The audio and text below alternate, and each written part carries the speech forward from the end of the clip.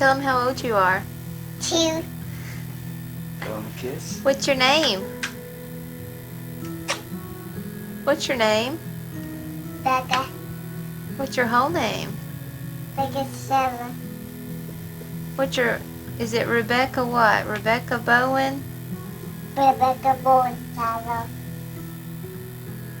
Well, I grew up in Brentwood, born in Memphis, grew up in Brentwood, which is just south of Nashville, and grew up with a big family, big Southern family that's a little crazy, but I have a brother and I have a sister.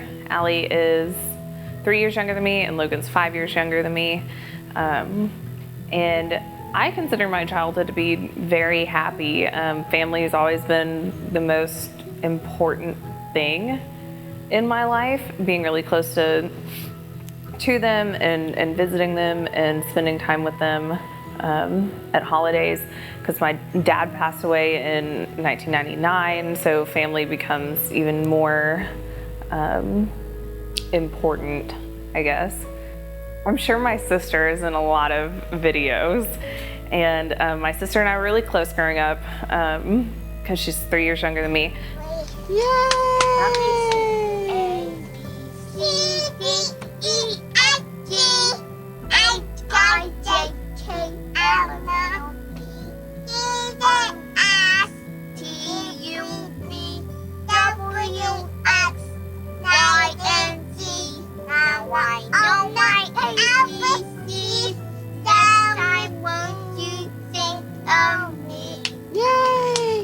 I love my sister.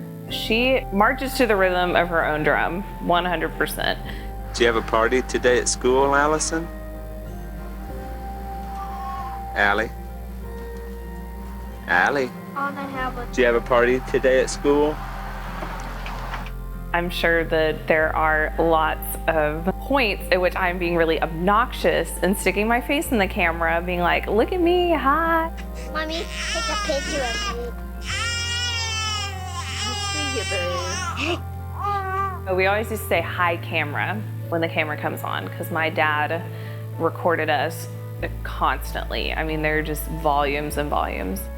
And then at the end, you had to say bye camera. You say bye-bye? Bye, camera. Bye-bye. So spent a lot of time being nerdy. Friday, December 12th, 1997. Very good. How'd you know that? We went to Desco. Again, very nerdy. Had a lot of fun in high school. Middle school was awful. I don't know any person on this planet who's like, man, I really loved middle school. That was a great time in my life. I looked great. No, high school was definitely much better, but I was really excited for college. Yeah, so I was a pretty obnoxious child. I think I've mellowed out a little bit.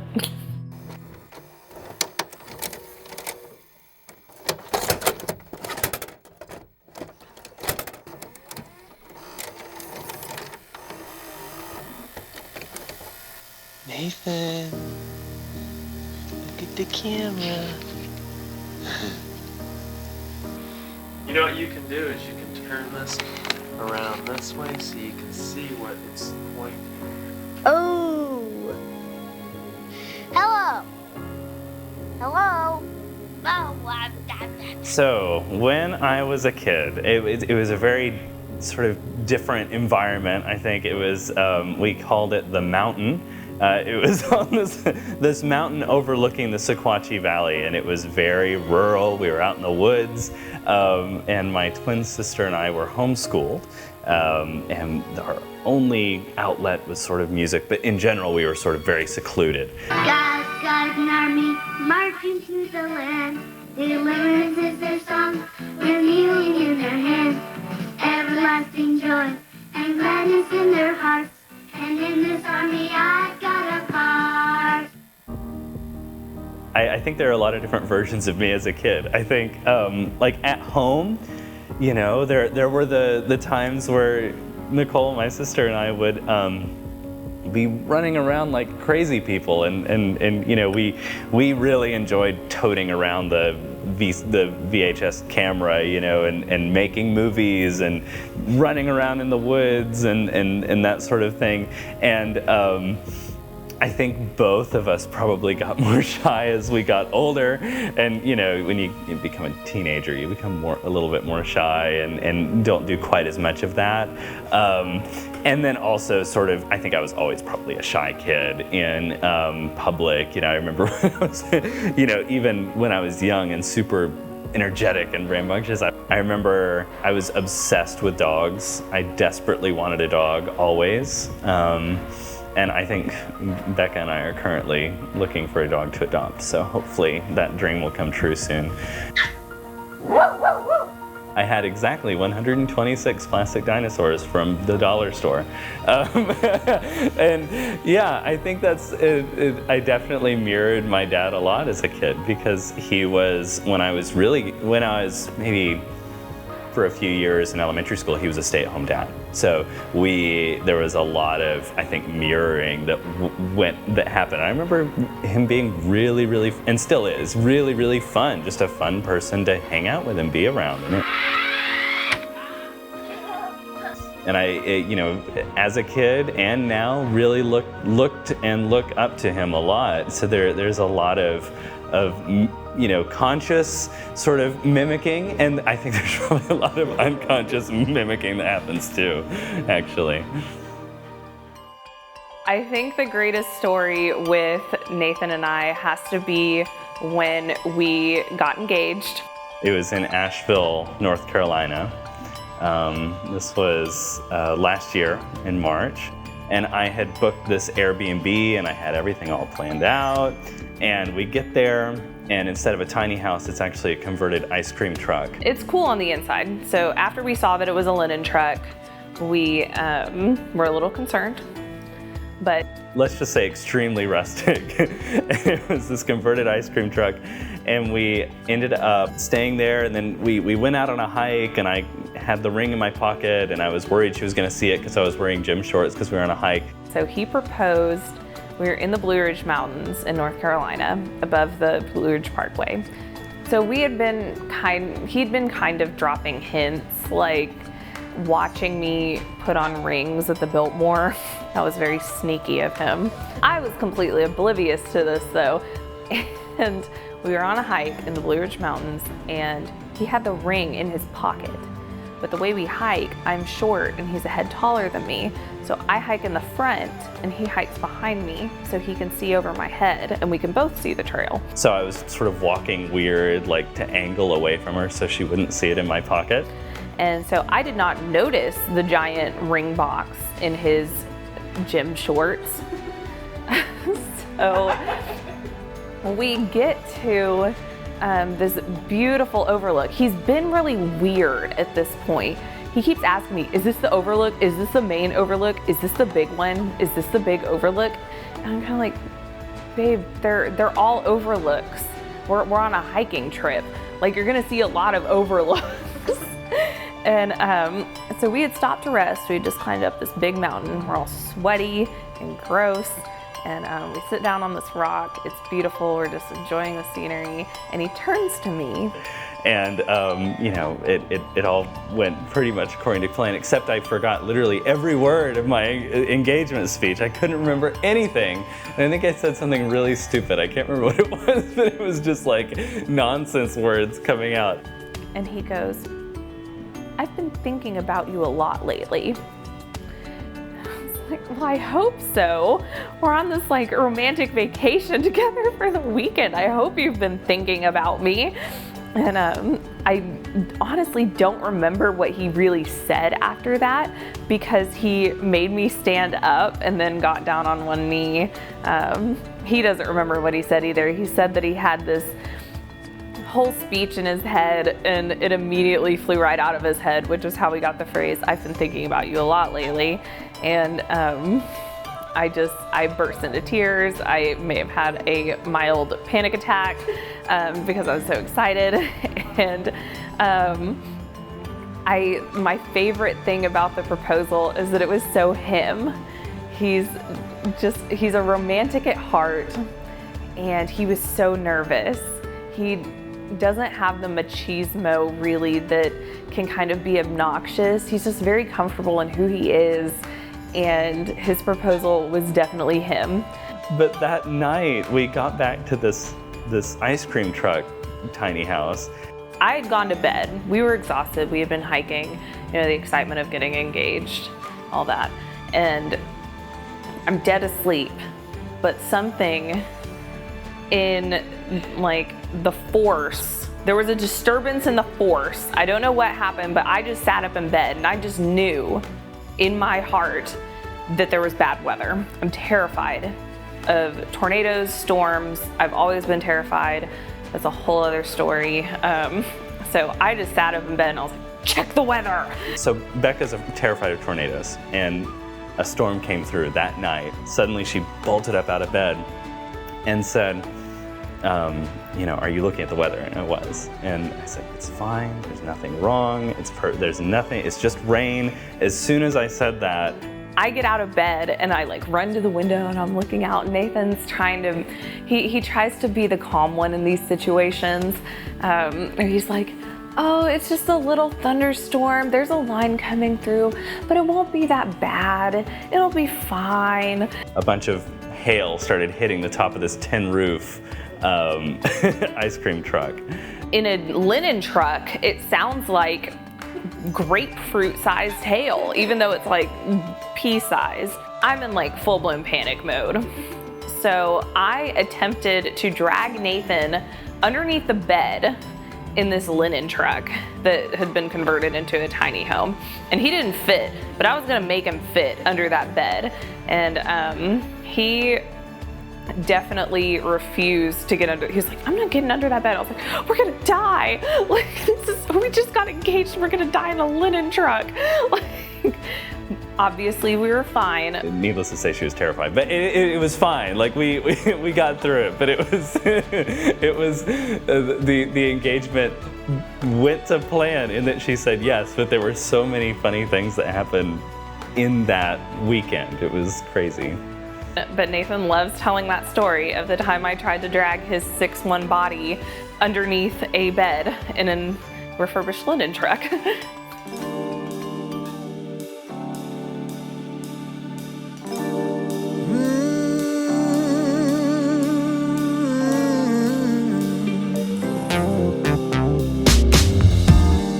Everything about you perfectly undone, and I was like a statue staring into the sun.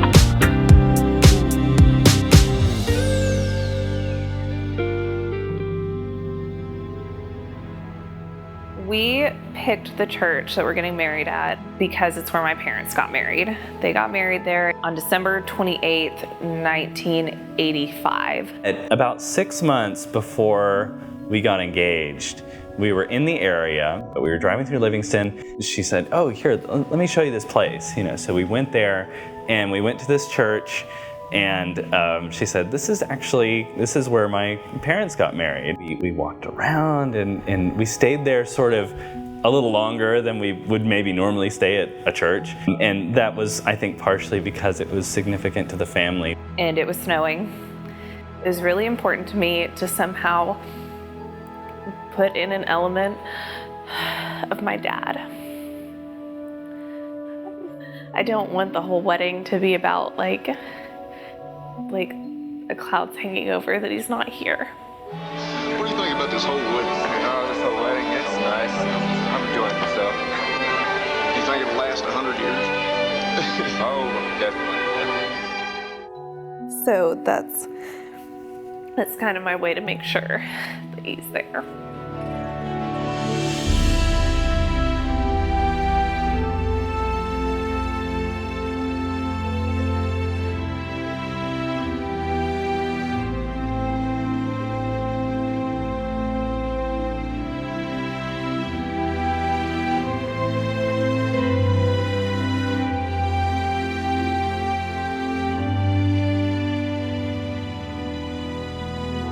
Rebecca, do you take Nathan to be your husband, to live together after the holy ordinance of marriage, to love, comfort, honor, and keep in sickness and in health, and forsaking all others, keep yourself only for him, as long as you both shall live?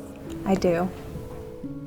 Nathan, do you take Rebecca to be your wife, to live together after the holy ordinance of marriage, to love, comfort, and keep in sickness and in health, and forsaking all others, keep yourself only for her as long as you both shall live?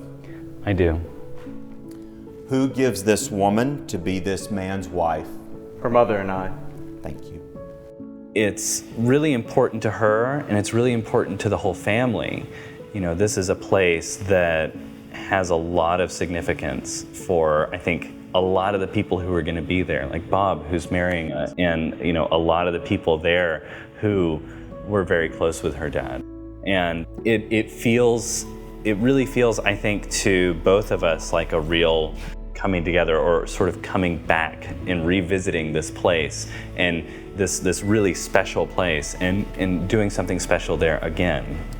Nathan, please repeat after me.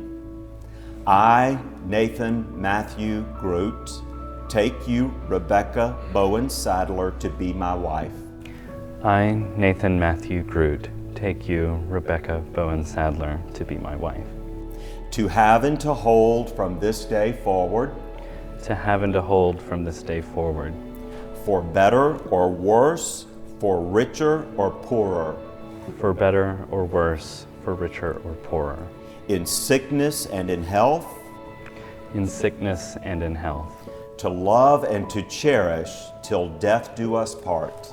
To love and to cherish till death do us part. According to God's holy ordinance of marriage. According to God's holy ordinance of marriage. I forever pledge to you my love and faithfulness. I forever pledge to you my love and faithfulness. Rebecca, please repeat after me. I, Rebecca Bowen Sadler, take you, Nathan Matthew Groot, to be my husband. I, Rebecca Bowen Sadler, take you, Nathan Matthew Groot, to be my husband. To have and to hold from this day forward. To have and to hold from this day forward. For better or worse, for richer or poorer. For better or worse, and for richer or poorer. In sickness and in health. In sickness and in health. To love and to cherish till death do us part. To love and to cherish till death do us part. According to God's holy ordinance of marriage. according to God's holy ordinance of marriage. I forever pledge to you my love and faithfulness. I forever pledge my love and faithfulness to you. Please place this ring on Rebecca's finger and repeat these words. I give you this ring as a symbol of my vows. I give you this ring as a symbol of my vows. And in all that I am and have. And in all that I am and have. With the strength God gives me. With the strength God gives me. I will honor my pledge to you. I will honor my pledge to you. I, Rebecca, give you this ring. I, Rebecca, give you this ring. As a symbol of my vows. As a symbol of my vows. And in all that I am and have. And in all that I am and have. With the strength God gives me. With the strength God gives me. I will honor my pledge to you. I will honor my pledge to you. I feel like I have made the right decision. I have never been so sure about a decision in my entire life. The things in life that people take for granted being extraordinary because he'll be there with me. I just hope that we are as content with the extraordinary things in life that are simple, like not getting bored. I don't know that we ever will, but we very much find meaning in the mundane parts of life. I want to go on more adventures. I want to spend more time, going on these road trips and throwing silly puns at each other and jokes that just make us cringe, I've never been to Europe with her. We've only been to Europe separately. I want to go with her and experience that with her. I feel like there's something really, it's one thing to go to a really cool place by yourself and experience it, but I just have this really strong desire to go to a really cool place and experience that place with her. And then just the day-to-day, the day-to-day is just really, there's something really special about the day-to-day, and just knowing that when I get home after a long, hard day at work, it's like I can just sit on the couch and hang out, watch TV, and, be with her. Nathan and Rebecca, by the authority of the Word of God and by the power He has granted the great state of Tennessee, I have the honor and the privilege of pronouncing you husband and wife. Nathan, you may now kiss your bride.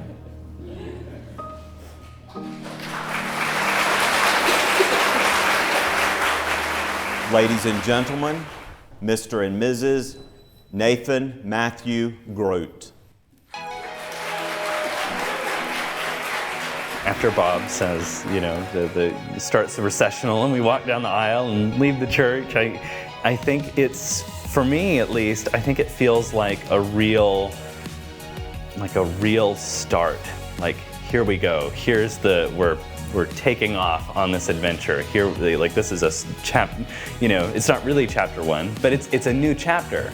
We're going off. This is where the adventure starts, and who knows what adventures are waiting, but I know that adventures are waiting.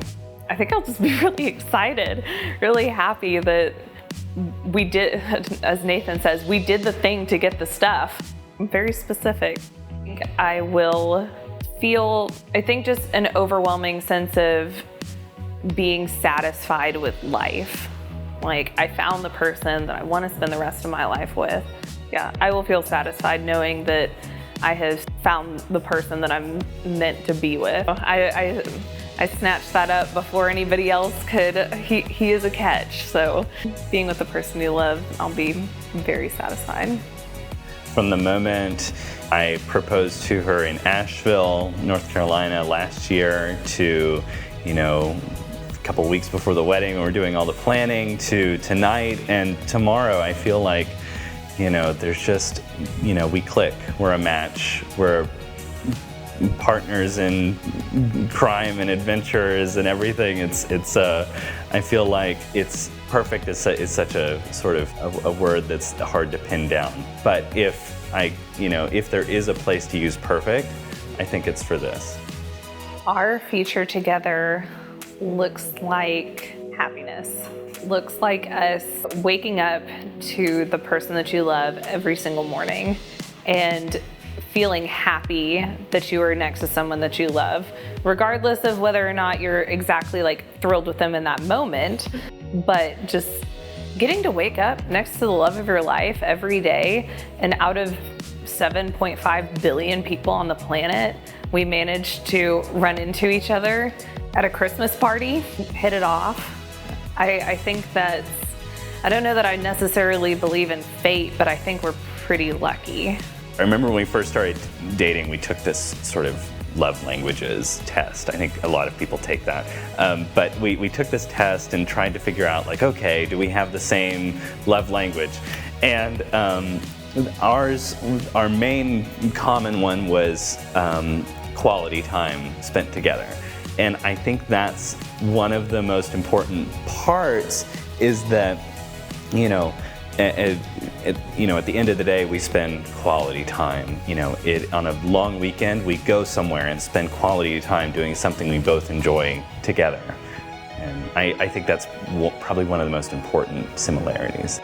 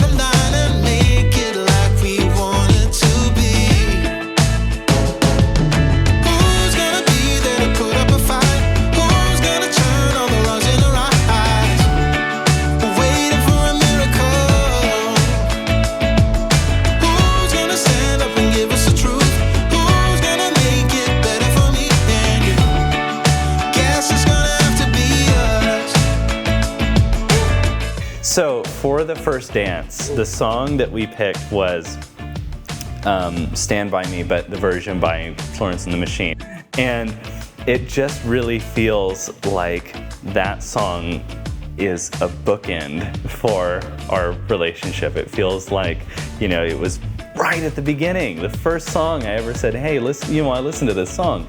And this will be the song for our first dance. And we've listened to it so many times since then. And it's so special to us, to us. And when we listen to it, inevitably one of us gets a little bit emotional, because especially now that it's going to be our first dance song. And I think that the first dance will be really, really special just in that, close moment and remembering everything that brought us here. I think what I'll be thinking during our first dance is, I can't believe how lucky I am. I cannot believe that I get to be with this person forever until death do us part. We get to share so much together, and I feel so lucky.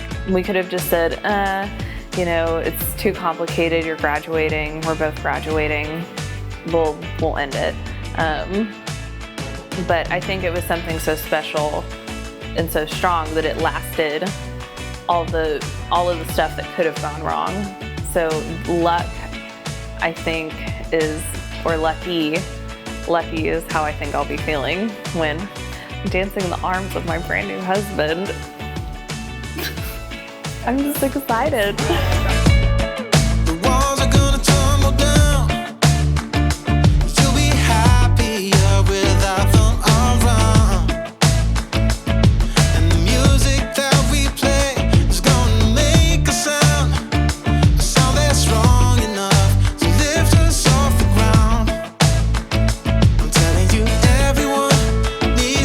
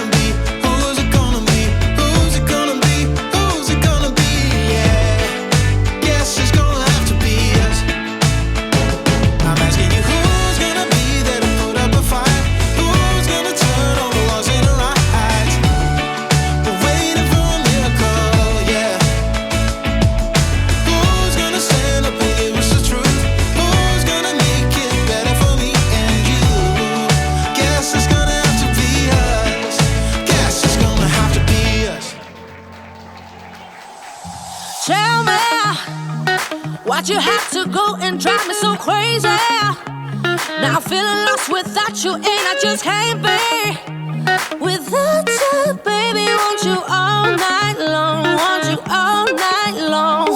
Tell me, why'd you have to go and drive me so crazy? Now I'm feeling lost without you, and I just can't be without you, baby. Want you all night long, want you all night long, want you all night, watch all night, watch all night, watch all night, watch all night, watch all night, watch all night, watch all night, watch all night, watch all night, watch all night, watch all night. Tell me, why'd you have to go and drive me so crazy? Now I'm feeling lost without you, and I just can't be without you, baby. Want you all night long, want you all night long. Tell me, baby. Now I'm feeling lost without you, and I just can't be without you, baby. Want you all night long, want you all night long. Give me all your love, baby. Give me all your love, baby. Give me all your love, all your love, all your love. Give me all your love, baby. Give me all your love, baby. Give me all your love, all your love, all your love.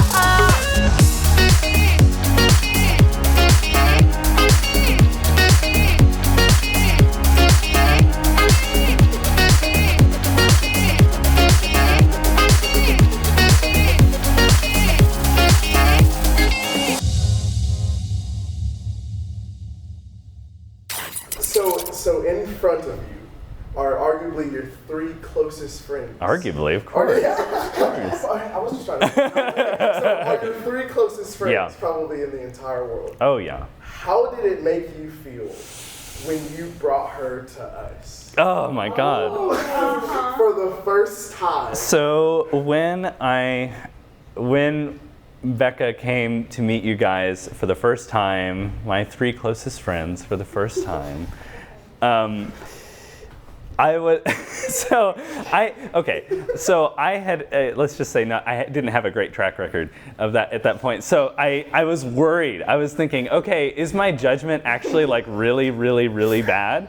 And you guys were always my, you guys were always my metric for like, okay, am I a crazy person? You know, which usually I was. But the,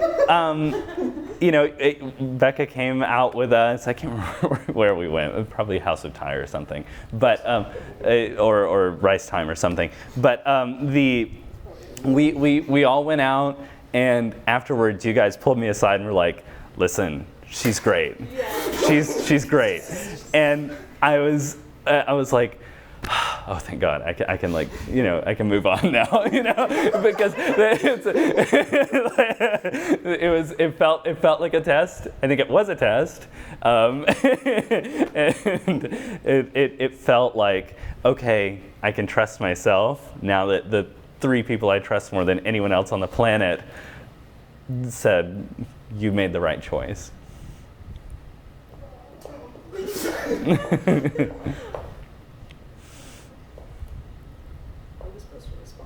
I don't know.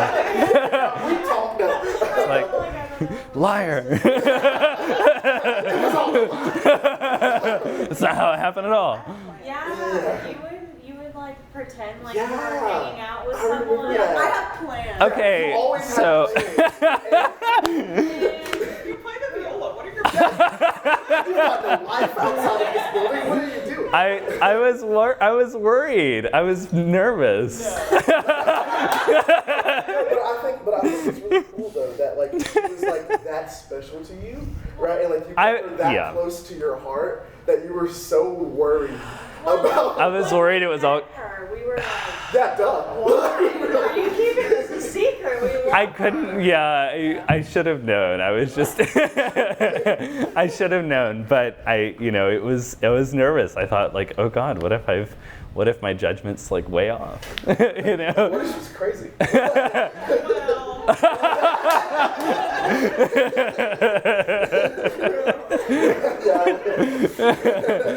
Oh man. No, you did good, kid. You really did. You guys got anything? Yeah, you guys have anything? So on the spot. That's a wrap then. We're good. Hey! Excellent job, guys. That was awesome. Oh.